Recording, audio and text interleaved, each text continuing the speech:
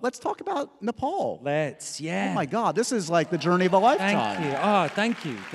You guys know Sam very recently took this trip. How long has this been in the planning? What happened? Give us a Cliff Notes version. God, yeah. Okay. So, I mean, I guess I've always been, really interested by Everest and just the romance of it. I then was supposed to do a movie with Doug Liman directing and Ewan McGregor. Kind of weird combination, right? But and myself, all about George Mallory, who possibly reached the summit in the 20s, and in that time, he went up, in tweeds and with champagne and caviar, which sounds like my kind of adventure. And yeah, he quite possibly got to the top. Anyway, this movie never happened due to scheduling and COVID. However, I met this amazing gentleman. Mountaineer called Jake Norton, who's just an incredible man, and we struck up a friendship, and he was like, why don't we just go to Everest ourselves and do it? And I thought, as a great way to finish Outlander, because we just finished season 8 of Outlander, I was like, I'm going to go do that to sort of end that chapter. And it was honestly just exceptional. We very briefly, we did a route that's never been done before.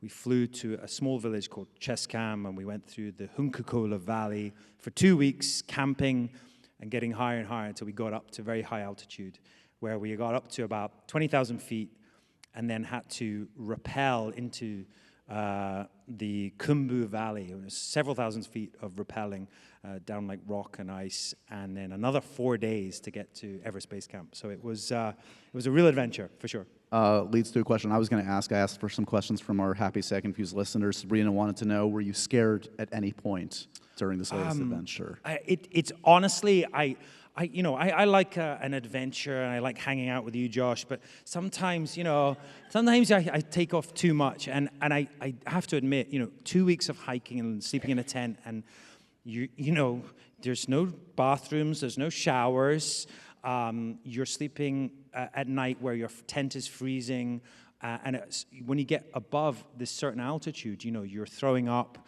you can't breathe, you can't sleep, you're having the weirdest dreams if you do sleep.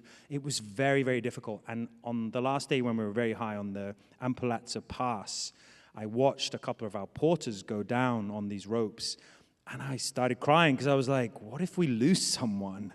And I'm laughing, but I'm not laughing, but I was like, this is such a precarious situation. Anything could go wrong here. And actually, Jake went down the Mountaineer, and he disappeared for about an hour and a half. And I was like, what is going on?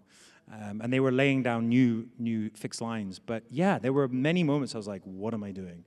Where is Josh? What am I doing? I would have died as I was getting my boots on. I would have just collapsed. I mean, even getting your boots on is such an effort. And I have to say a huge shout out to all our porters who were incredible. These people, we were with the Rai tribe, who are kind of lesser known. Everyone hears of Sherpas, but that's actually a tribe. So we had a main Sherpa who had been up Everest 18 times, and they just had amazing stories. But our Rai, who were the local porters, were just so hardworking and incredible. And we got invited to a wedding when we were in their village, which is just such an amazing experience. And then the whole village turned out, the whole school did this ceremony for us, which lasted about 3 hours, because everyone in the village wanted to make a speech. And they're... Big Outlander fans. Big Outlander fans. Who knew? Yeah. Haven't really heard of Outlander, and their English wasn't so great, but at one point I did hear them introduce me, and they said, among other things, that I had 4 million followers on Instagram. And I think that was, for them... the currency of the day. That's it. I reached fame at last. Did you document this at all? Is this going to be something? I did think about it, and I'm still not sure. I mean, I thought about maybe a book or something, but honestly, I felt like I wanted to do it for myself. And, I was tempted to text you occasionally, but honestly, there was no reception. We got, for 2 weeks. It was actually glorious. All right, so that sounds like an amazing, and the perfect thing, as you said, coming out of an epic 10 years of Right. Outlander. Yeah. Amazing.